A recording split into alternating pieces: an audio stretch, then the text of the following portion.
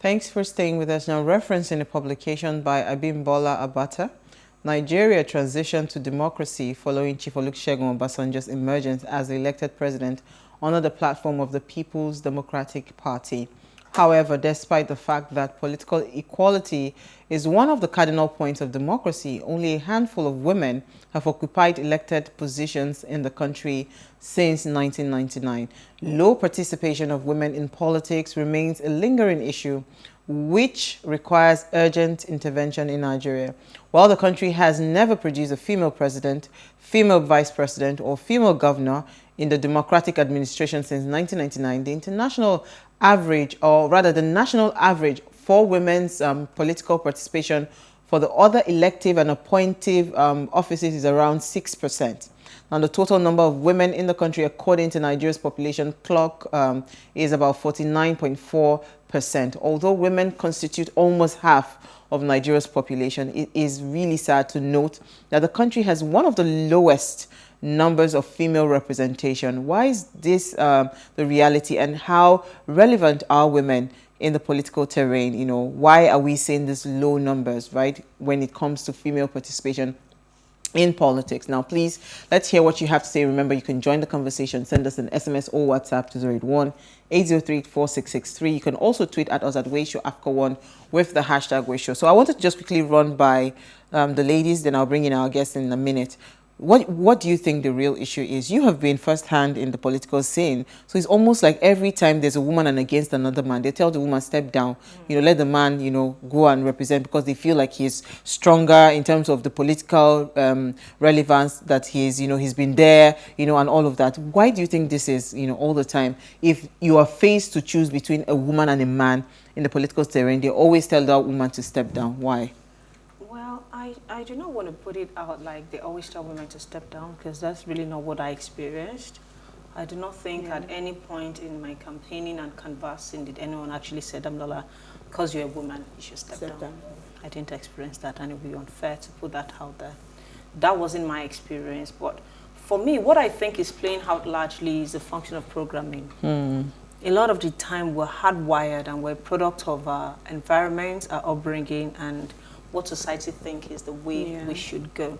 So it's about the structure of the man is the head and the woman is the neck kind of arrangement. So naturally, it is expected that the man system is affecting that, to be the one that holds that position when it comes to decision making, and the belief that in politics is about decision making and governance. So it is perceived that men are supposed to hold the highest position in that regard. But beyond and above the programming, there's also the culture of women not believing enough in themselves. There's a fear to self-sabotage by gunning for smaller roles and smaller tasks and responsibility. And you would see that play out in how we're very quick to judge one another when a woman steps forward and say, I want to be president. A lot of women even look at her and say, what audacity, how dare you think you can be the president? So it's not even about the man, it's also about the women. So let's look at it very clearly and say, where really are the problems? There's quite a number of them. Absolutely. But are women relevant in government? Absolutely, we are relevant. But are we visible? It's another conversation entirely. There's no man that is running governance that does not have the influence of the woman playing subtly that relevance into visibility. That's another conversation entirely. So let me hear your thoughts initially, then Manny, I'll bring in our guests. Okay, so like she just said, it's this predetermined role of women in the society. You understand? So they already feel like the woman is not supposed to be here, the woman is supposed to be there. Let me give you an example. I'm a lawyer who also does debt recovery. So in my firm, one of the services that we render is debt recovery. So when I go for meetings with the vendors, they look at me and like, really? Like debt recovery? I'm like, what's wrong? Because it's supposed to be a boxing game. Look thuggish, rugged. Yes, you're going there for what? Like you, and then you don't even look like that type of woman. Exactly, like what are you doing here? So it's already predetermined in their minds. Then women and men, sometimes we have different ideologies, you know, then they see the factors that make them call us weak, which are number one, keeping late nights. You see that most of these politicians, they have their meetings at night. Yeah. So they're like, which married woman or which woman will want Which to be, responsible woman will want to attend meetings at this ungodly hour. They call it unholy, ungodly hour. So they have that already. Then we have the money spending. We saw during the primaries, we saw how people were busy buying delegates, busy buying aspirants, and busy buying votes, vote buying. Which woman is going to spend the way that these men are spending? Absolutely. You understand? Then we have women, like she said, inferiority complex. We have all these political giants. Then you want one girl to come out of somewhere and just want to sit and fight for the same position as the man. People are like, where did you come from? What audacity, like she said. So we have these things that intimidate the women and scare them off. All right, let me bring in our guest, right? Mrs. Dayo Benjamins-Laniyi, FIMC CMC, is a voice. She's a media entrepreneur and an event profile global enterprise communicator. She's executive director of Doza Group, Doza Digital Nigeria, Doza Conference Management Bureau, Doza Print, and she's also the CEO of the brand, and an ordained assistant pastor and wife of Pastor Tunde Benjamins-Laniyi of the Throne Room RCCG Abuja that meets at Transcorp Hilton. So if you are there, just catch them up. An English graduate of the University of Ibadan, Dayo is a public speaking entity and an experiential consultant who has honed a reputation as one of Nigeria's most recognized and sought-after masters of ceremony, with a stellar background spanning media entertainment, event design and architecture, hospitality, culture, tourism, and the CEO branding. She is also a senatorial aspirant who just recently concluded her primaries in Abuja, and she's joined us live from Abuja. Thank you so much, Dayo. Hi everybody. Hi. And to the team. So I don't know, maybe because wow. Sorry, you said, ma'am? I said this is a shout out to the sister team and tribe at Ways. I mean, you're just thank you so much. I was going to say that. So because you are like the pro of the pros when it comes to speaking, maybe today that's why I'm trying so hard not to make a mistake.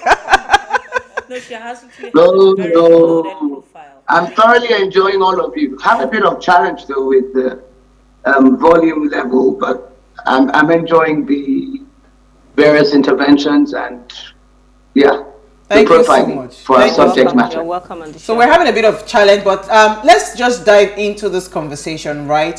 First of all, congratulations. I would say congratulations because just going out and picking up a form is enough win for every single woman that tried, at getting elected into any office. So I would say congratulations, But you know what? Just help us understand this conversation, because again, for every time, I mean, we just concluded some primaries in Nigeria and it seemed like a lot of women were relegated to the back seat, knowing fully well that our population, it holds a huge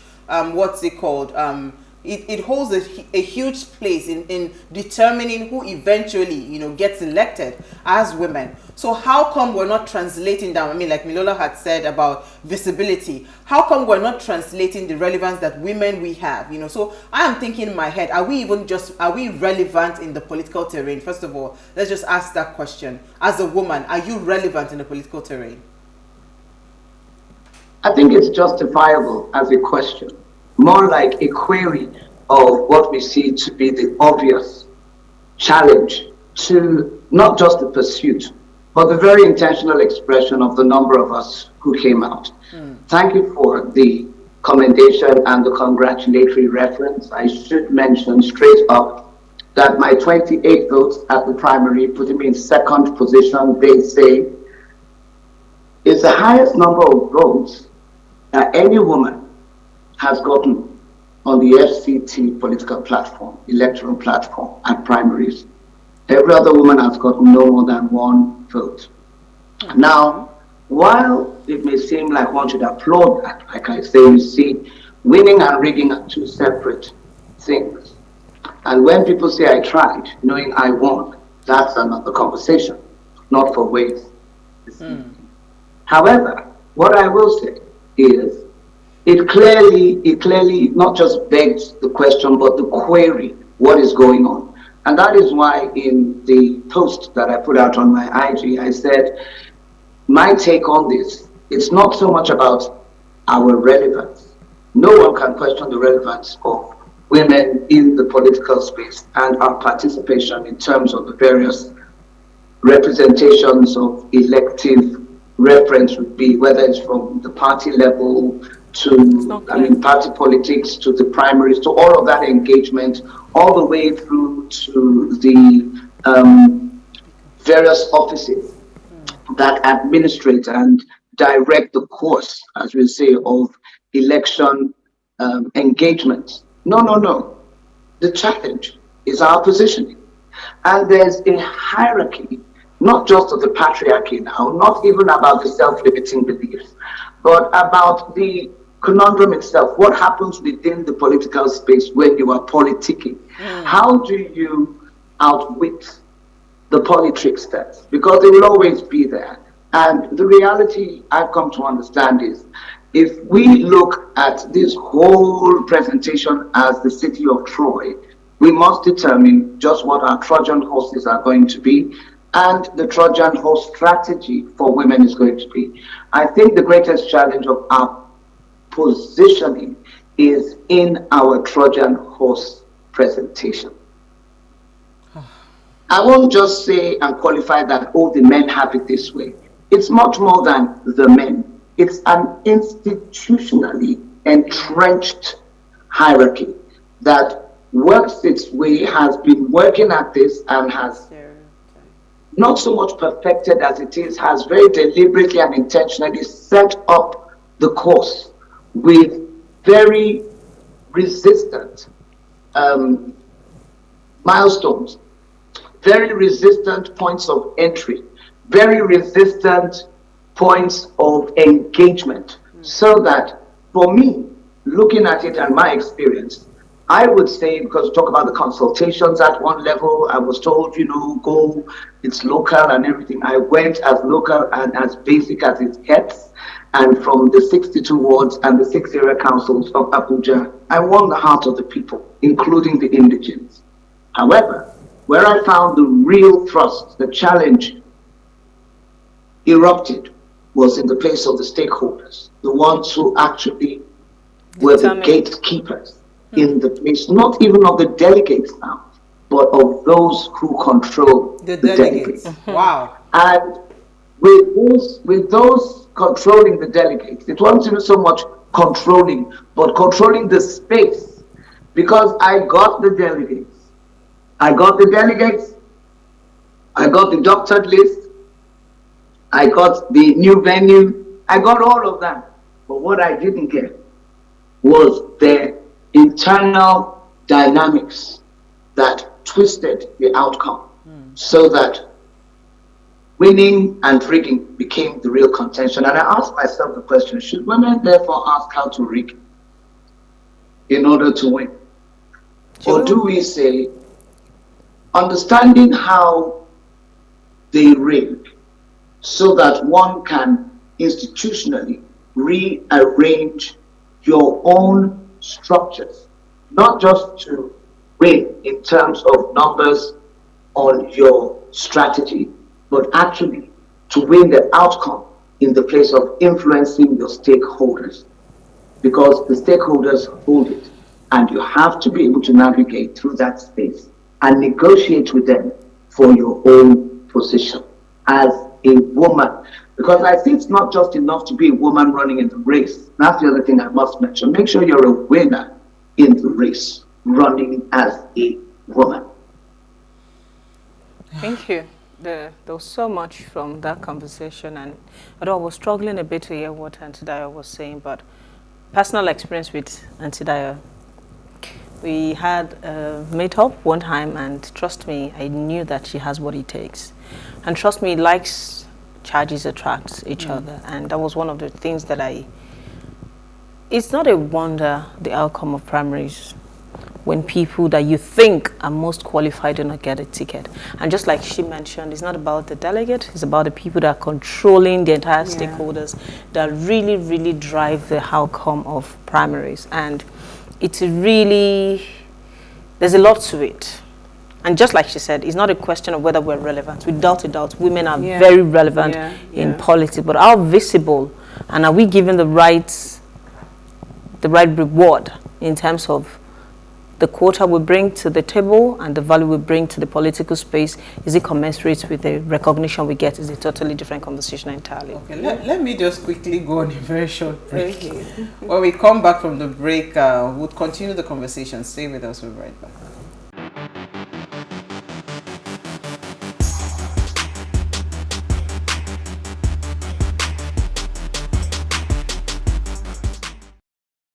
All right, thanks for staying with us. Now, if you just tuned in, we are discussing how relevant are women in the political terrain in Nigeria.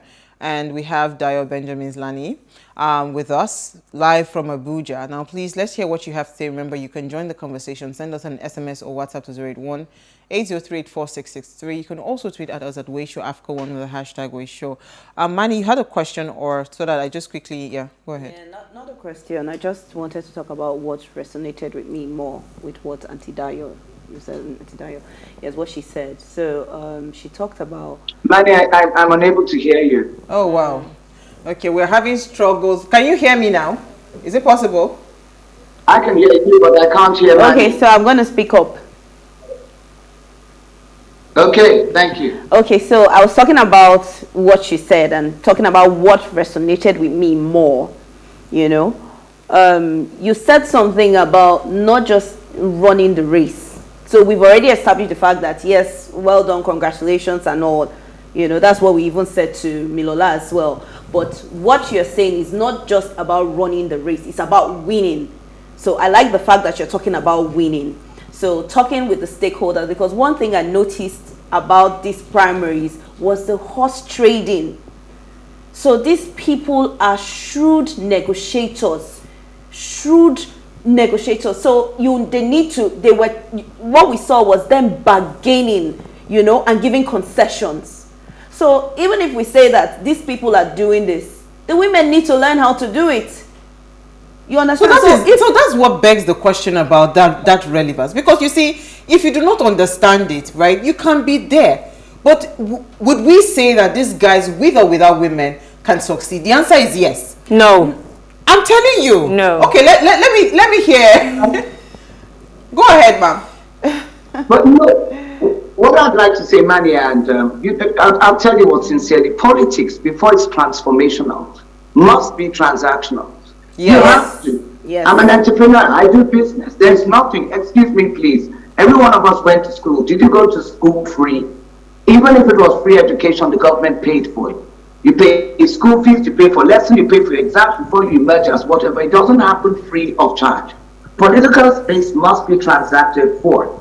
Whatever you're going to do, going out to the terrain, we go to the wards, we're meeting the people, we're engaging them, we're speaking to personalities who direct the course of the choices from the delegate position of endorsing you, voting for you, to your crossing from the primaries into the general election space.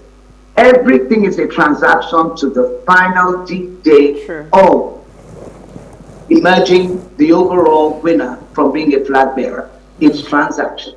And call it horse trading. The truth of the matter is the principle of horse trading is finding the best horse for the race, or the best horse for the farm, or the best horse with which to ride a high society outing. You've got to make sure you check it out, check it through, and then you go to market, as we would say. You begin to do the haggle. Women are born for it. It's just that we are not made to understand that this is what you have to do.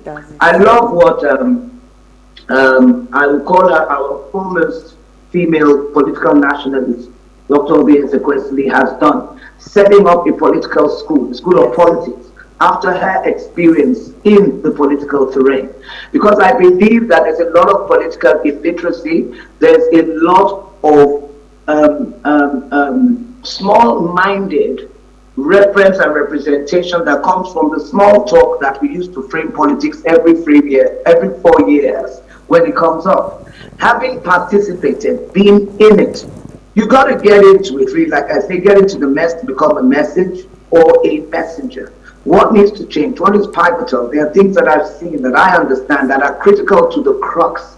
And that is why, for me, running never stops once you start running in the political race arena.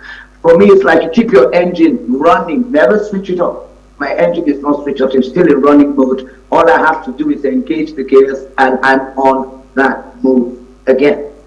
What is critical, therefore, is to understand the horse training is not something to treat with disgust because you don't understand what it is. Yeah. You need to get into understanding it is transactional. The model is transactional. A lot of us women, we come into the political space. Yes, I was called Mama Koa, a lot of things. But I made them understand it's not enough to call myself a mother. I am a model. And what am I a model of? A prototype of political advocacy, and one that truly brings from a position not just of being elitist, but having an understanding about my advocacy within my political space and my community of political reference. That reference has to be built up, and you don't stop building. You don't stop curating the experience, keeping the network going, following the primaries. I've had so many people, because what has happened, it just thrust me up into that space in the FCT, and there I am as a foremost female chieftain for the APC, women in the Federal Capital Territory. That for me has redefined, as it were, who I am as a visible voice and how I engage through my visible connect the women. The women, not just the women, the youth. I had to restrain a group of youth from going out on a rally saying they want to find out the questions and everything. It's still in discourse. It's still a conversation that is going. And we also have to understand the, how do I put it now, the attitudinal dynamics that go into politics. Is so dynamic. And there's so much happening at the same time within a given timeline. So the pressure is what it is. The pressure build-up is what it is. But if we consciously, deliberately, and with the value and pedigree, you were talking about relevance. Relevance is politics, is what you give to it. It's what you define for you. And understanding that it's not just for you, but it's for everyone you're representing. So I understand. I'm representing different advocates. It's not just about women, it's youth. It's not just about youth, it's youth who are being brought into a new one. I have so many, in fact, I became a one-woman voter drive, voter registration drive, even party registration drive, because they said, well, if Auntie D is there, then we're all going in that direction. And this is important. Politics is about leadership. Those who pervert what politics is for will always corrupt the process. But when we are determined, when I say we, a number of us who by the power of disruption have come into it, or others who over time have collected all of that political experience and are still retaining the integrity of politics for what it is, because I came up with the definition that politics in its purity is the highest form of advocacy for people, for community, and even for creating your own legacy. So you still find there are people there who honor the cause of political advocacy in its purity. But there's a larger number that don't. Why? There's a hustle in politics. And that hustle in politics makes it easier to bend the rules and to rule the day, let me put it like that. And, you know, it's like, we'll let it rip and let everybody end up in court if they choose to. And then they now use the big bat of party is supreme. So you're not supposed to do anything outside of honoring the party, which I completely accept. However, I do say that she who dares wins. And in the place of daring what you see to be anti-party in itself, within that conundrum, then be a voice that speaks, but find in your speaking the wisdom with which to speak and with which to adjudicate for yourself, your position and your, not just your argument, but your cause for justice and justifiable representation for you and for any other around you, especially the woman who has put herself into the fray. Okay. I find that more women need to do that. We need to be more courageous about not just standing up, but courageous about standing together. And so I was going to come to that standing together. Can you hear me? So I was going to come to that standing together because we got a comment from Angola. Kenneth, he says, good evening, ladies. He says, apart from culture, another obstacle from my view is that women themselves, they don't support their own. Because when you say standing together, it is, I mean, women supporting women is just on paper. You really don't, I mean, there were women that were delegates at the primaries where both you and Milola, participated in. So how come we did not even get that support from women? But I want to ask this question. Is it not counterproductive, or is it not wrong for all the time when a woman is coming out, she's always, because I heard you talk about seeking support of the women, seeking support of the youth. That's always what we do. Why can't we get the buying of a man? Why are we not able to attract their support, you know, as a woman? Why are we not able to attract the support of a man to say, you know what, I'm a man, but this woman, she can take me to where I'm going? Well, let me respond. Go ahead. Okay. Go ahead. Who should go? Yeah, you. My honor, go ahead and respond. Thank you, Auntie Dayo. For me, you said something, and from experience, men support women in politics. Trust me, they do. If I've gotten any support from running, it has been from men than from the women.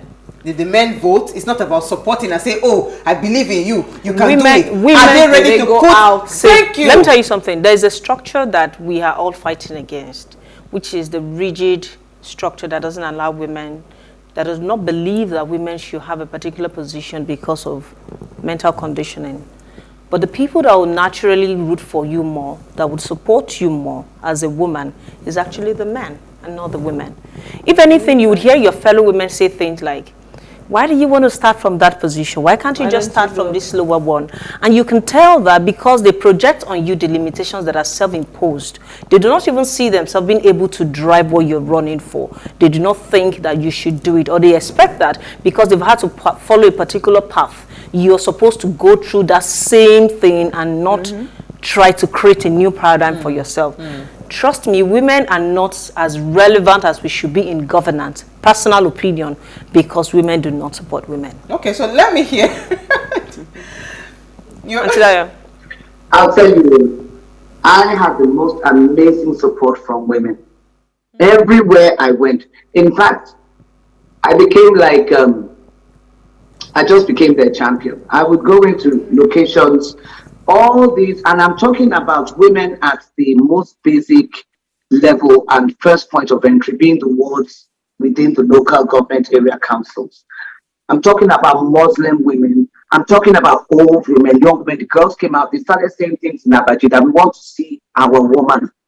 And I became honestly training, not just for the women. The women all came out. Now, for Abuja, we had a total of 310 delegates. And from the 5 delegates, Keda was supposed to have 2 women out of every 5, which gave me 124 women votes potentially. Now, at the very least, not adding anything, I had half of that number already given. Because of the unique permutations that happened on the day of my primaries, the women that ended up in that hole that day were not even up to 40. If at the most, let me be generous and say 60. They weren't even up to 60. The women were not allowed to come to vote. They were kept out. Women were outside. They came, they tried to get in through the gate. They were not allowed in. They had made it very clear that Dayo was their candidate, that enough is enough. I'm talking about women who couldn't even speak the English with me, but would speak their hearts to me. When I was done with the primaries, the people who had started coming to meet me up till now are the women. The women leaders, the deputy women leaders from the wards from within Abuja, Amak, all the women leaders and deputy came to meet me to, it was like to commiserate. And every one of them had a different story to tell. I got the women's support. I got the women's support at the level of the delegates women. Complete. I can say that confidently. In fact, all of them, when they see me now, when they all see me, I did Dayo, Pepe, them, all of them start singing. There are all kinds of songs. Is it Mommy Dayo? Is it? And look, there's a lot of flaky, fakey things that happen, but these women were genuine. Yes, I did have a number of women who felt it was not my place or my time to run, particularly for Senate.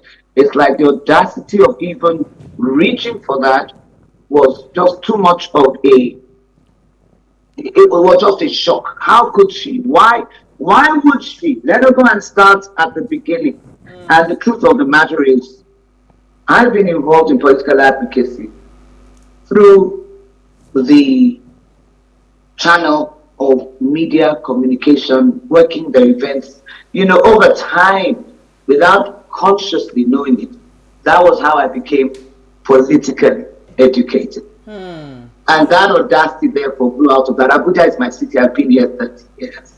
I understand that I don't need to be an indigent to enjoy indigent favor, and I proved it. Absolutely. Now, a lot of people who are in the political elite, a lot of the stakeholders, a lot of my aunties, big sisters, and so on, yes, they haven't experienced that reality. My political movement, my palpitations, engaging the people. So many of them said that in the political history of Abuja, no politician did the rounds I did. I found that almost unbelievable. But then the facts presented themselves. I was with them 3 times over. I worked it because for me it was the people until I met the challenge, where I met the challenge, which had nothing to do with the people, nothing to do. The women were all for me. Where the women had a challenge supporting me was women who were in the system. Okay. Women who have been in the system. Okay. Women who have been challenged by the challenge in the system itself. I don't want to use stronger terms than okay, so let me just quickly, because I want to piggyback to what Manny had said about horse trading when you talked about transaction, because we have run out of time. So if we were to look at that analogy that you gave about picking the best horse, right, for the race, because you are there to win that money, right? You are doing a transaction because you want to win at the end of the day. So why is it that all the time where there are situations of horse trading that you want to pick a horse, it is always the male candidate that goes to say, you know what, I think this would be the best horse to win this race for us in the political scene? Is there any particular reason? No. Let me rearrange. Okay, let me rearrange that. They don't necessarily go pick the best horse. They pick a sick horse. Do you understand? Yeah. This is just the truth. The people who do this are people, like I said, there are 2 kinds of politicians: those who pervert what the political process is all about, and those who will elevate it to what it should really be. Now, the hustle in the political space is when you allow horse thieves to come and do a switch in the name of taking advantage of the horse trading in the market. We have to watch when the switch happens. There is always a switch over time. That switch over time does not happen when you're out campaigning, meeting the people, winning their hearts, all of that. It happens that day of the primaries. Then you are thinking it's about, what you're going to negotiate is not anything to do with the delegate. What's something else? There's what you call a political dynamic called the math. Something else is going on in the... And you are not aware of that. Oh, wow. That is where you don't watch Absolutely. out. And that is where, because I had strategists working with me.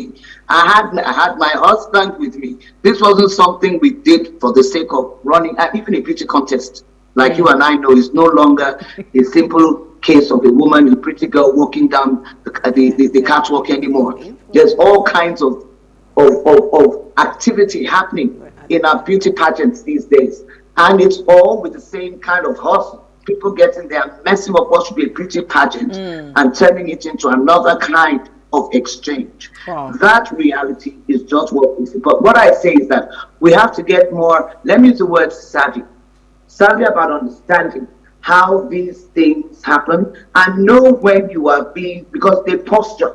There's a lot of posture by way of either political intimidation or they try and get you to present yourself as being less than who you ought to present yourself as. And then there's always a place of being careful, so you're not seen as a troublesome woman. Whoa! You understand? Now you're opening a lot of kind of worms. Absolutely, but you know what? We ran out of time. This is the truth. Yeah. So you've got to be wise.